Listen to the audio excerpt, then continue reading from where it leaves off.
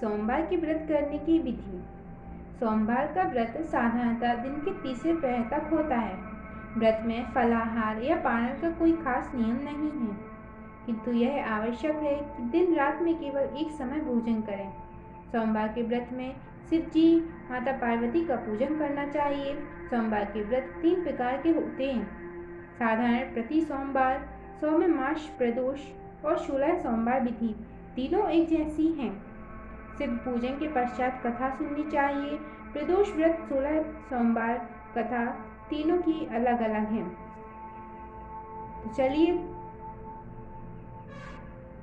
सोमवार व्रत कथा प्रारंभ।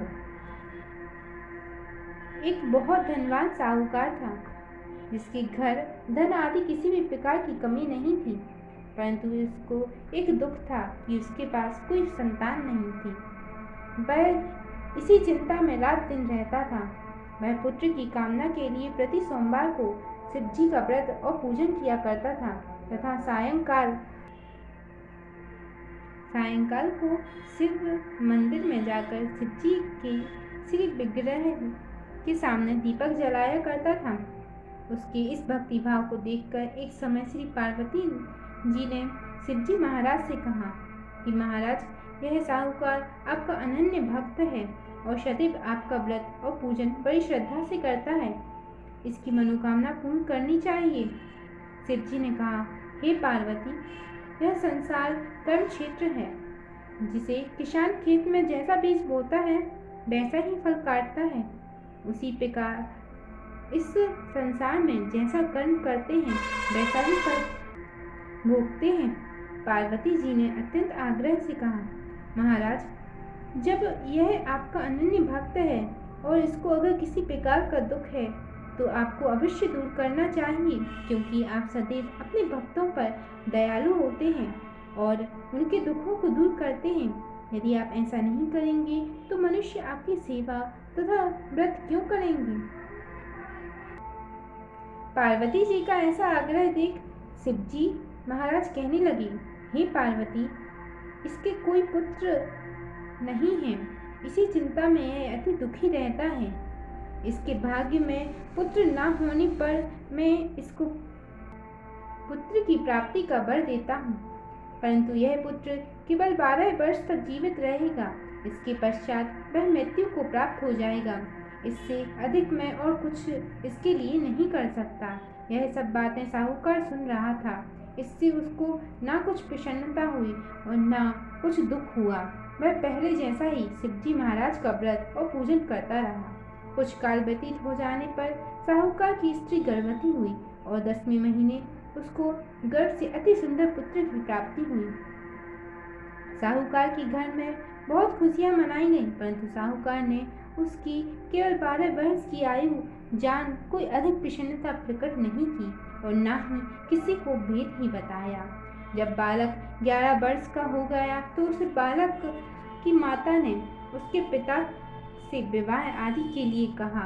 वह साहूकार कहने लगा कि अभी मैं इसका विवाह नहीं करूंगा, अपने पुत्र को काशी जी पढ़ने के लिए भेजूंगा। फिर साहूकार ने अपने साले अर्थात बालक की मामा को बुला उसको बहुत सा धन देकर कहा, तुम इस बालक को काशी जी पढ़ने के लिए ले जाओ और रास्ते में जिस स्थान पर भी जाओ यज्ञ करते और ब्राह्मणों को भोजन कराते जाओ।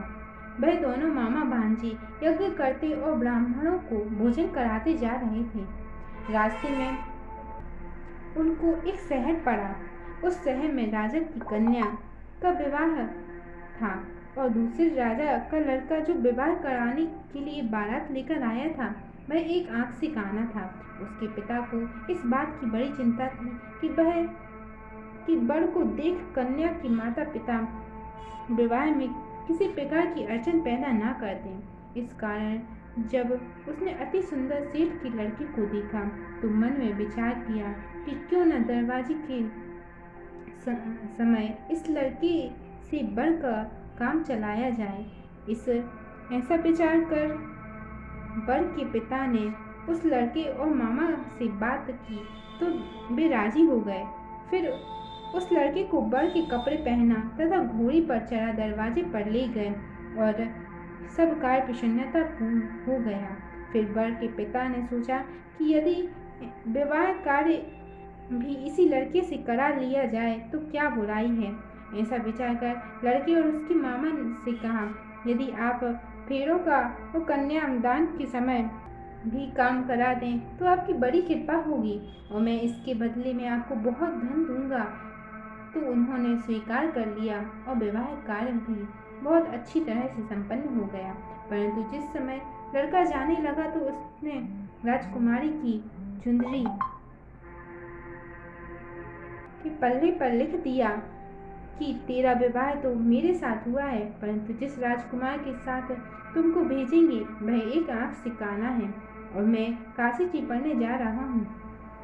लड़के के जाने के पश्चात उस राजकुमारी ने जब अपनी चुनरी पर ऐसा लिखा हुआ पाया तो उसने राजकुमार के साथ जाने से मना कर दिया और कहा, यह मेरा पति नहीं है, मेरा विवाह इसके साथ नहीं हुआ है, वह तो काशी जी पढ़ने गया है। राजकुमारी के माता पिता ने अपनी कन्या को विदा नहीं किया और बारात वापस चली गई।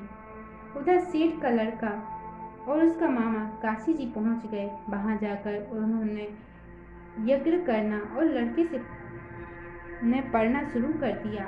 जब लड़की की आयु 12 वर्ष की हो गई, उस दिन उन्होंने यज्ञ रखा था कि लड़की ने अपने मामा से कहा, मामा जी आज मेरी तबीयत कुछ ठीक नहीं लग रही।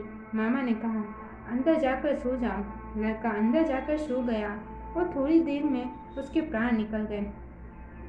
जब उसके मामा ने आकर देखा कि वह मुर्दा पड़ा है तो उसको बड़ा दुख हुआ और उसने सोचा कि अगर मैं अभी रोना पीटना मचा दूंगा तो यज्ञ का कार्य अधूरा रह जाएगा।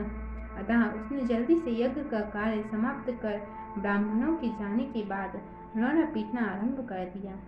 संयोगवश उसी समय शिवजी पार्वती जी उधर से जा रहे थे। जब उन्होंने जोर जोर से रोने की आवाज़ सुनी तो पार्वती जी ने कहने लगी, महाराज कोई दुखिया रो रहा है, इसके कष्ट को दूर कीजिए। जब शिवजी पार्वती पास जाकर देखे तो वहाँ एक लड़का मुर्दा पड़ा था। पार्वती जी कहने लगी, महाराज यह तो उसी सेठ का लड़का है जो आपके वरदान से हुआ था। शिवजी कहने लगे, हे पार्वती इसकी आयु इतनी ही थी तो यह भोग चुका। तब पार्वती जी ने कहा, हे महाराज इस बालक को और आयु दो, नहीं तो इसका माता पिता तड़प तड़प कर मर जाएंगे।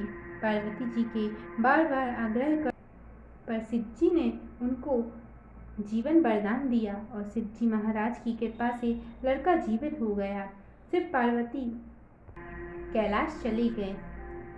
तब वह लड़का और मामा उसी प्रकार यज्ञ कराते और ब्राह्मणों को भोजन कराते अपने घर की ओर चल पड़े। रास्ते में उसी शहर में आए जहाँ उसका विवाह हुआ था। वहाँ पर आकर उन्होंने यज्ञ प्रारंभ कर दिया तो उस लड़के के ससुर ने उसको पहचान लिया और अपने महल में ले जाकर उसकी बड़ी खातिर के साथ बहुत दास दासियों सहित आदर पूर्वक लड़की और जमाई को विदा किया। जब वह अपने शहर के निकट आए तो मामा ने कहा, मैं पहले तुम्हारे घर जाकर खबर कर आता हूँ।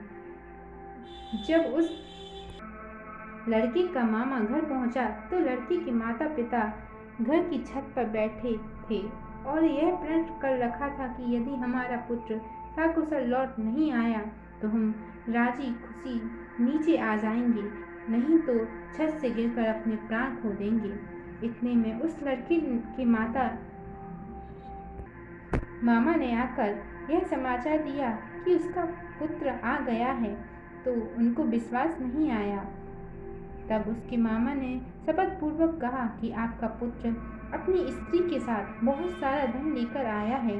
तो सेठ ने आनंद के साथ उसका स्वागत किया और बड़ी प्रसन्नता के साथ रहने लगे। इसी प्रकार से जो कोई भी सोमवार के व्रत को धारण करता है अथवा इस कथा को पढ़ता और सुनता है उसकी समस्त मनोकामनाएं पूर्ण हो जाती हैं। बोलो शिव माता पार्वती की जय।